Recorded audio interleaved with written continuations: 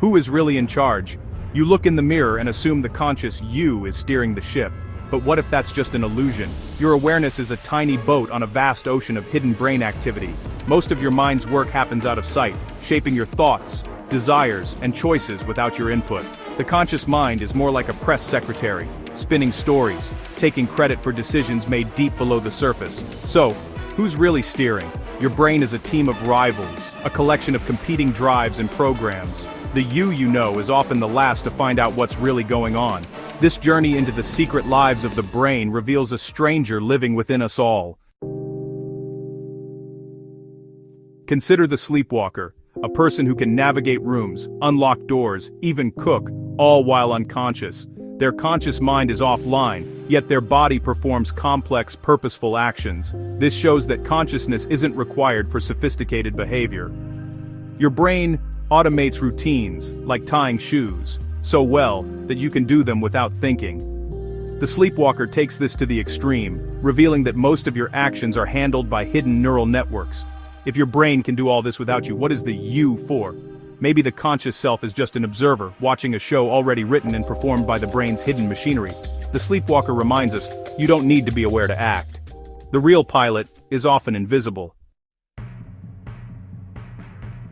Now, imagine a brain split in two. In patients with a severed corpus callosum, the left and right hemispheres can't communicate. Each half acts independently, one controls language, the other spatial awareness. In experiments, one hand could pick up a key it saw, while the speaking half claimed to see nothing. It's as if two people inhabit the same body, each with its own perceptions and intentions. Sometimes the hands even fight, one putting on pants, the other taking them off. This isn't a metaphor, it's the reality of a divided brain. The split-brain patient isn't one person, but two. Our sense of a unified self is more fragile than we think.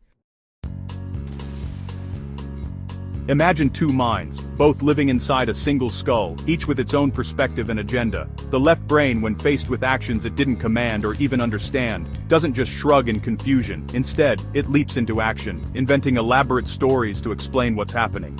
It's as if the left brain is a quick-thinking novelist, always ready to fill in the blanks, no matter how little information it actually has. Take the famous split-brain experiments. When a patient's right hemisphere is secretly told to walk, the left brain, completely unaware of the real command, confidently claims, "I'm going to get a Coke," as if it had planned it all along. The left brain doesn't hesitate. It creates a logical-sounding reason even though it has no idea why the body is moving. This so-called interpreter module is always on duty, tirelessly weaving a coherent story from the chaos of our thoughts and actions. It's like a master storyteller piecing together fragments and random impulses into a seamless narrative that makes sense, at least to us. It takes unconscious impulses, those mysterious nudges and urges that bubble up from the depths, and claims them as deliberate, conscious choices. We act first, and then our interpreter rushes in to explain why, often with total confidence. Think about the last time you checked your phone for no apparent reason. Your hand moved before you even realized it, and only afterward did your mind invent a reason. Maybe you were expecting a message or just needed a break. The explanation feels true, but it's often just a story created after the fact. The real motives behind our actions are often buried deep within the unconscious, hidden from our awareness. Yet the conscious mind works hard to smooth over any cracks or contradictions, painting a picture of ourselves as consistent, rational beings, even when the evidence says otherwise. The truth is, we're not the rational decision-makers we imagine ourselves to be. Instead, we're masters of post hoc rationalization, experts at justifying our actions with reasons that sound good, even if they aren't the real ones. The comforting feeling of being in control is really just a convincing story. One part of the brain telling a tale about the rest, keeping us calm and confident, even as the true motives remain hidden. In reality, our conscious mind is often the last to know what's really going on. We're passengers on a train, watching the scenery fly by, while the real conductor, the unconscious, charts the course ahead. The hidden pilot isn't just shaped by your life, it carries echoes of generations past. We're born with instincts and fears, sculpted by evolution. Why fear snakes more than cars? Because our ancestors survived by avoiding venomous creatures. Babies fear snakes without ever seeing one. It's one second, and in Seabury, and Dakon Nam, that in Nakor and Dessin of our conjugent programmers in Osco not learned behaviors. Our brains are living museums filled with inherited wisdom. Your sweet tooth? It's a survival tool from ancestors seeking energy-rich foods. The you making decisions is a product of both personal experience and ancient lineage. The hidden pilot is a crowd. Many of its members are ancient relatives you've never met. Epigenetics reveals that our ancestors' experiences can leave chemical marks on our DNA. In one study, mice shocked while smelling cherry blossoms passed their fear to their grandchildren. Our own anxieties may be echoes of past generations' traumas. The events of our ancestors' lives shape our brains before we're born. The ghosts of the past are written into our biology. This inheritance adds complexity to who's in control. Our hidden pilot is shaped by both deep history and recent family experience. But epigenetic marks are reversible. Understanding them opens the door to healing ourselves and future generations. We carry our ancestors' stories in our cells. The hidden pilot is not just one person, it's a living legacy. If so much of what we do is unconscious, are we just puppets, pulled along by invisible strings? It's a tempting thought, but the truth is more nuanced and far more empowering. We're not simply at the mercy of our hidden minds. Instead, we have the remarkable ability to collaborate with our unconscious, to guide it and be guided by it in return. There's a unique power in learning to let go of rigid conscious control. When we release our grip, something magical happens. Creativity and flow begin to emerge, almost as if from nowhere. It's in these moments that our best ideas and most inspired work often surface, surprising even ourselves.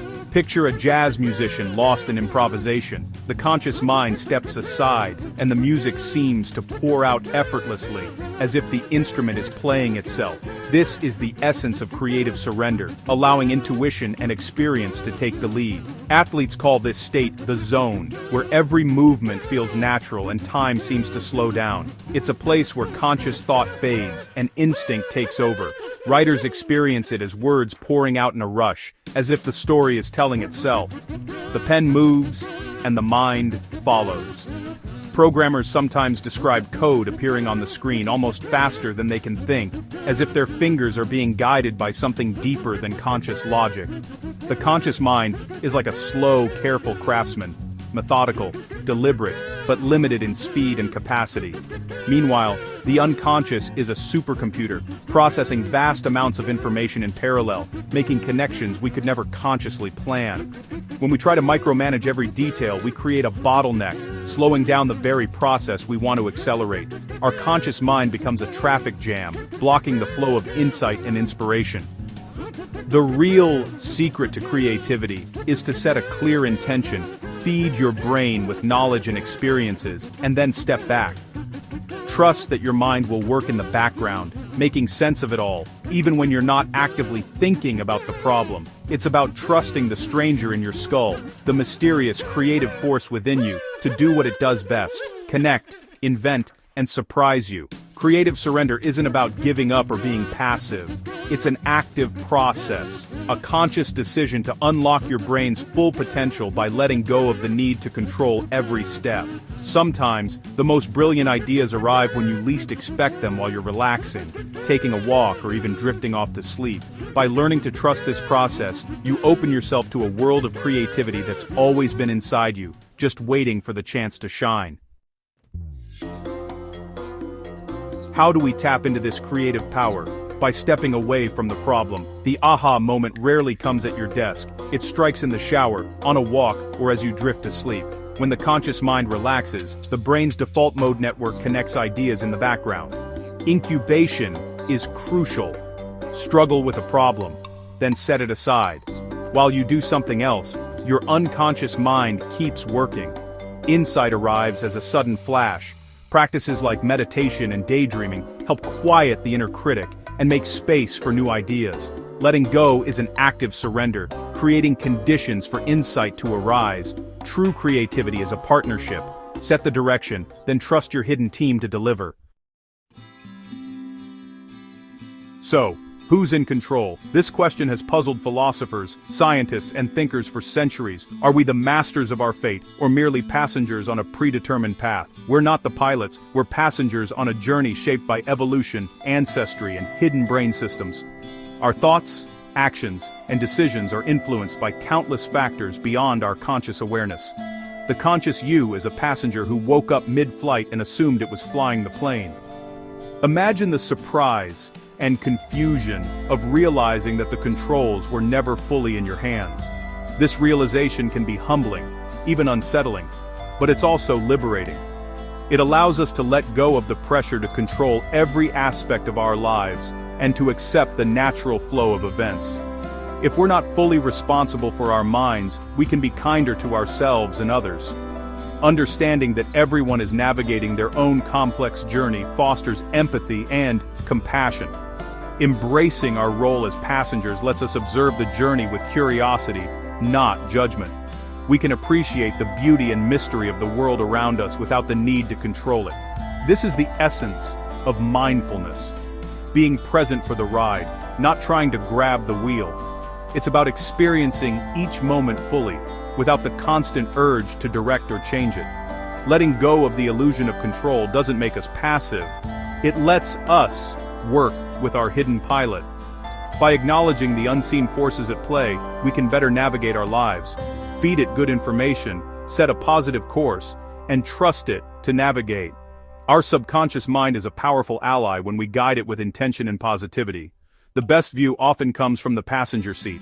When we release the need to control, we open ourselves to new perspectives and experiences. Sometimes surrender is the start of true freedom. By embracing our role as passengers, we find peace, joy, and a deeper connection to the journey of life.